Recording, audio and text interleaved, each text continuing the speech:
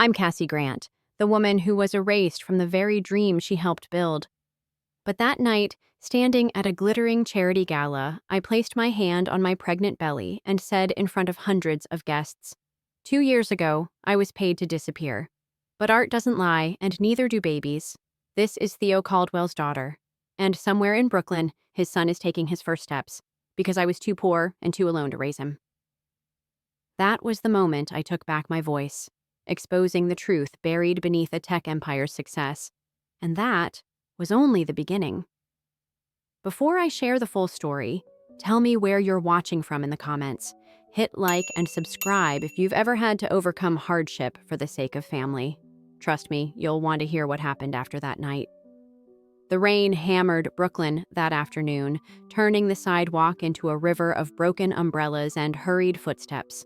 I balanced the takeout bags against my 7-month belly, one hand pressed to the small of my back. Just another delivery for Sal's Diner, where I lived in the converted storage space above the kitchen, trading waitressing shifts for rent and the occasional hot meal. My vision blurred at the corner of Flatbush and Sterling. The bags slipped first, then my knees buckled. I remember thinking how cold the concrete felt against my cheek, how the rain tasted like exhaust and old gum. Hey, stay with me. Hands turned me over, gentle but firm. A man's voice, somehow familiar through the fog. Someone call 911. I forced my eyes open. The world tilted, then steadied on a face I'd memorized and tried to forget. Theo Caldwell knelt beside me in his $1,000 suit, rain plastering his dark hair to his forehead.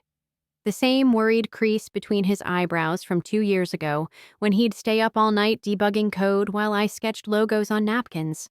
Cassie? His voice cracked on my name. Oh God, Cassie. I tried to sit up, to run, to do anything but lie there with my swollen belly obvious between us. His eyes traveled down, stopped, widened. The math was simple enough. 7 months pregnant, 2 years since he'd chosen his IPO over us. Don't, I managed, tasting copper. Just don't. But he was already shrugging off his coat, tucking it around me despite the rain soaking through his white shirt. His hands shook as he brushed wet hair from my face, the same hands that once traced my spine in our studio apartment, back when ramen was a luxury and dreams were free. The ambulance siren grew closer. I closed my eyes, hoping when I opened them he'd be gone. Just another ghost from the life I'd built before this one. But I could still smell his cologne, the same cedar and amber that used to linger on my pillow. Even through the rain and city grime, even after everything, my body remembered him. The baby, I whispered, my hand finding my belly. Is the baby? Shh, he said, and for a moment I let myself believe he cared. Everything's going to be okay. The last thing I saw before the paramedics arrived was the Caldwell Industries logo on his briefcase. My design, our dream, his empire. The hospital ceiling had water stains shaped like clouds. I counted them while the doctor checked the baby's heartbeat, strong and steady despite everything. Theo stood by the window, his reflection ghost-like in the glass. No insurance, the nurse said, not unkindly. We'll need to discuss payment options. I'll handle it, Theo said immediately. No. The word came out harder than I intended. I don't need your money. He turned from the window. 2 years had sharpened him.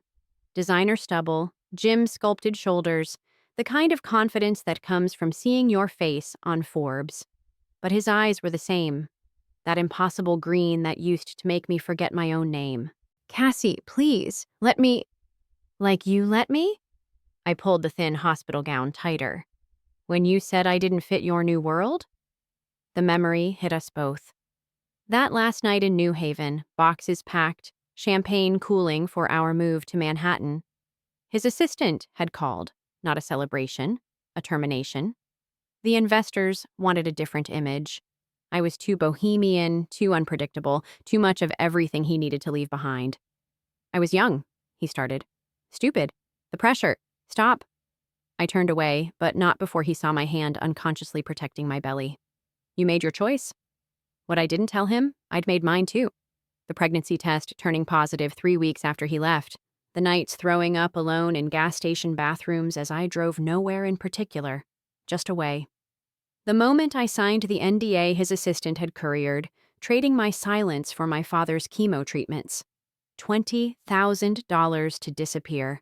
To never claim my part in those early designs, the logos and interfaces that built his empire. I took it because Dad was dying, because pride doesn't pay medical bills, because I was 23 and heartbroken and growing a baby I couldn't afford. "Who's the father?" Theo asked quietly.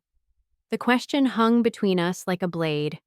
I could lie, had planned to lie, had practiced the lie in my bathroom mirror, but exhaustion won. "You are," I said simply. "You've been gone 26 months. I'm 7 months pregnant. You do the math."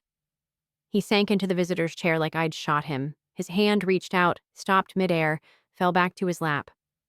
We sat in silence while the rain drummed against the window, while my baby, our baby, kicked against my ribs, while 2 years collapsed into this sterile room that smelled like antiseptic and regret. Theo appeared at the diner 3 days later, overdressed and uncertain in the doorway. Sal raised an eyebrow but said nothing when I dropped my order pad. "We need to talk," Theo said. "I'm working." "Your shift ended 10 minutes ago." Of course, he'd watched, calculated, planned his approach like a business acquisition. I untied my apron with shaking fingers. 5 minutes, outside. We stood between dumpsters and delivery trucks, the glamorous backdrop to our reunion. He pulled out his phone, started to speak, then noticed my coat. His coat, actually. The one I'd kept from our New Haven days, worn thin at the elbows, missing 2 buttons. "Is that—" He stopped, stared. "You kept it?" "It's warm," I lied. Truth was, it still smelled like him on cold nights when the baby wouldn't stop kicking and loneliness ate me alive. He reached into the inside pocket, the one I never used, and pulled out a folded paper. My blood froze. The NDA forgotten in the lining all this time. His face changed as he read, confusion shifting to something darker. "What is this?" His voice was deadly quiet. "Cassie, what the hell is this?" "Your assistant sent it," I said. "After you left. Said it was standard procedure." "My assist—" He stopped, read again. "This is my mother's lawyer. These are her terms." The paper crumpled in his fist. $20,000? You sold our history for $20,000? "My father was dying." The words exploded out. "Stage 4 lung cancer, no insurance, and your mother's check cleared the same day. So yes, I sold us. I sold everything." "Happy?" He looked like I'd slapped him. "My mother did this?" "Miranda Caldwell, protecting her son's image before the IPO." I laughed, bitter as black coffee. "Guess I wasn't the right kind of story for your success." "I didn't know." He stepped closer. "Cassie, I swear I didn't know." "Would it have mattered?" I asked. "If you'd known about the baby, the contract, any of it, would you have chosen differently?" He opened his mouth, closed it, opened it again. Nothing came. That silence told me everything. "That's what I thought," I said, turning away. "Your 5 minutes are up." But as I climbed the narrow stairs to my apartment, I heard him on the phone, voice carrying through the thin walls. "Mom, we need to talk about Cassie Grant. Tonight." The baby kicked hard, like she knew her father was finally fighting for us. Too little, too late, but fighting nonetheless. Strange things started happening. My hospital bill disappeared, paid in full by an anonymous benefactor. Grocery bags appeared outside my door. Organic vegetables, prenatal vitamins, the expensive ice cream I'd been craving.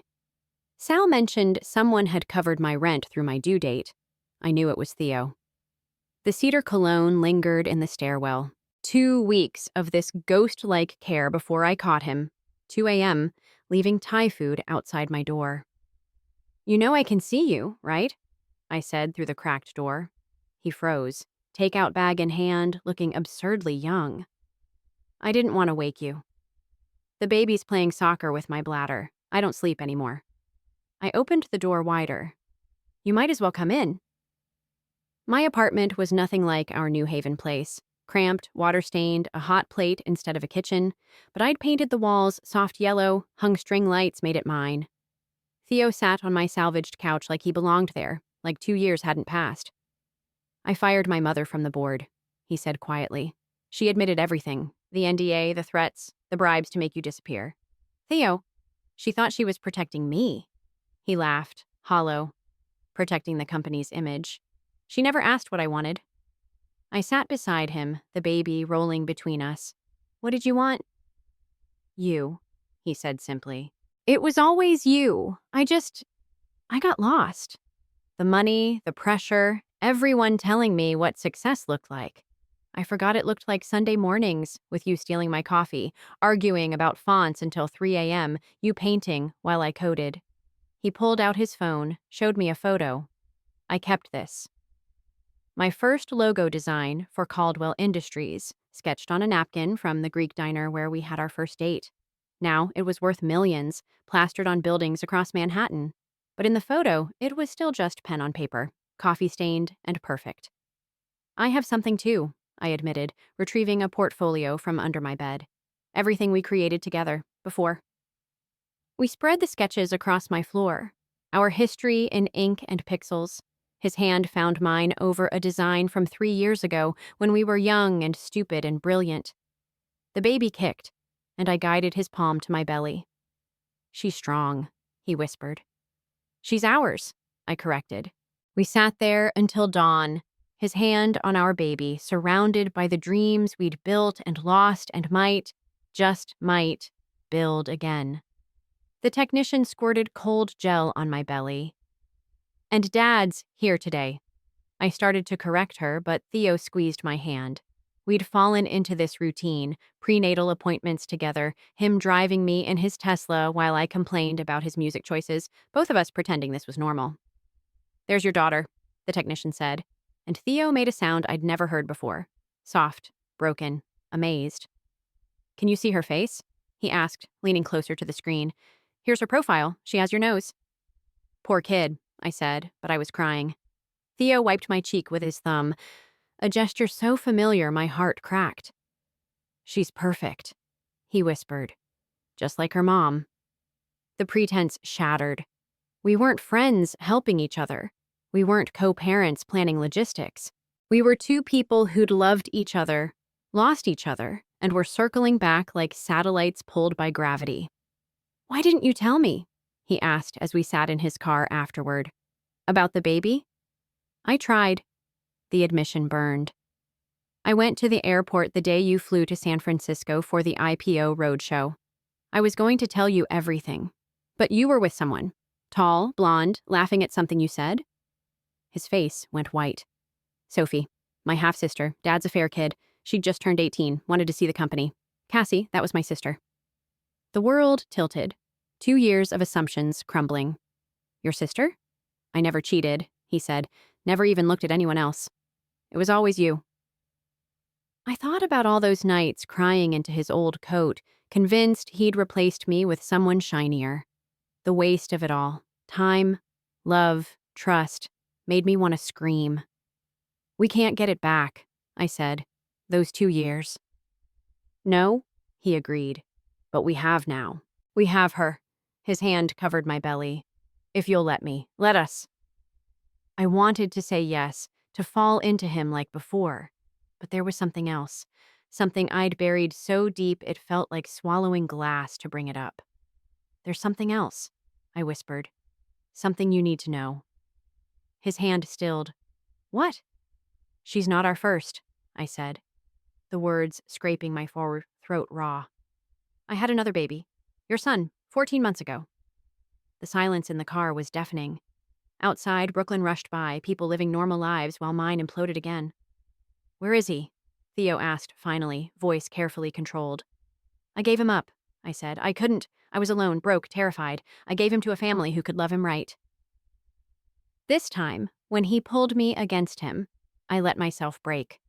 Theo's office occupied the top floor of Caldwell Industries, all glass and chrome and spectacular views.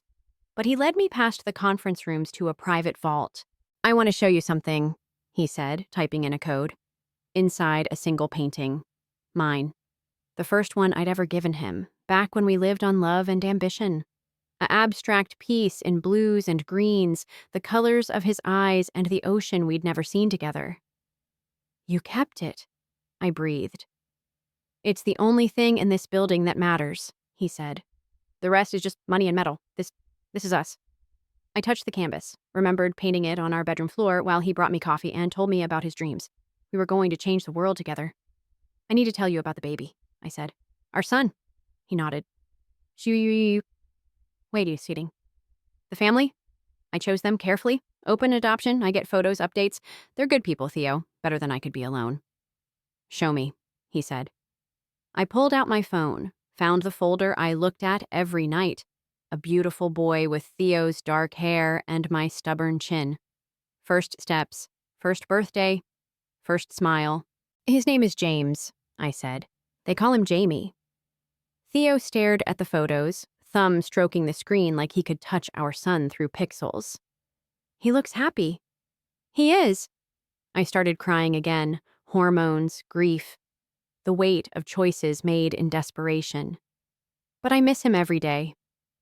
We could, Theo started, then stopped. What are you thinking? His parents, David and Marcus, they own a design firm. They've been so open about letting me be part of his life, but I've been too scared, too ashamed. You have nothing to be ashamed of, Theo said fiercely. You survived. You made an impossible choice from love. They live in Park Slope, I continued. 20 minutes away, I've walked by their building 100 times, never brave enough to go in. Theo pulled me close, my belly between us, our daughter kicking. We'll go together, he said. When you're ready, if you want. You'd do that? Cassie, he said, tilting my chin up. I'd do anything. Don't you know that by now? I kissed him then, there in his vault with our past on the wall and our future growing inside me. It tasted like forgiveness, like possibility, like coming home. The charity gala was Theo's idea, a fundraiser for single parents and adoption services. I wore a dress that showed my pregnancy proudly, my artwork displayed on every wall. But I had my own agenda. Ladies and gentlemen, I said, taking the microphone, I'm Cassie Grant. You know my work, even if you don't know my name. I designed the Caldwell Industries logo, the original interfaces, the visual identity that launched an empire. Tonight, I'm taking it back. The room went silent. Theo stood at the bar, watching me with an unreadable expression. 2 years ago, I was erased from this company's history, paid to disappear. But art doesn't lie, and neither do babies. I touched my belly. This is Theo Caldwell's daughter, and somewhere in Brooklyn, his son is taking his first steps with another family because I was too poor and alone to raise him. Cameras flashed. Miranda Caldwell stood frozen by the champagne fountain, her face marble white. But tonight isn't about blame, I continued. It's about truth, about the real cost of success, about choosing love over image always. I walked to the painting Theo had kept in his vault, now displayed center stage. This piece was painted in a 5th-floor walk-up by a girl who believed in a boy with big dreams. That boy is gone, but the man he became. I looked at Theo. The man he became is worth believing in again. Theo crossed the room, took the microphone. Everything Cassie said is true. My mother, in misguided protection, tried to erase the best part of my story. Cassie isn't just the designer of Caldwell Industries. She's its heart. She always was. He turned to his mother. You're done here. The board already knows. Your shares will be liquidated and donated to the adoption foundation Cassie is starting. Miranda's mouth opened, closed, opened again, but power had shifted, and everyone knew it. There's more, Theo said. David Chen and Marcus Williams, would you please come forward? My heart stopped. From the crowd emerged 2 men, and between them, a toddler with Theo's eyes and my smile. Jamie's parents reached out after seeing our story online, Theo explained. They want him to know us, to know where he comes from. Jamie toddled forward, unsteady but determined. When he reached me, he raised his arms, the universal gesture of children who want to be held. I knelt, pregnant belly making it awkward, and pulled my son close for the first time in 14 months.